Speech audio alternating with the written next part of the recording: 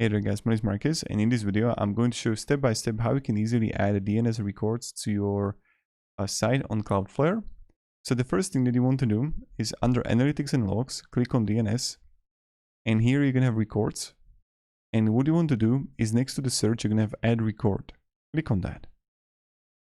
Then you're gonna have type here, and you can change it to, let's say, a CNAME, DS, HTTPS, log MX, TXT, AAA, all these types here.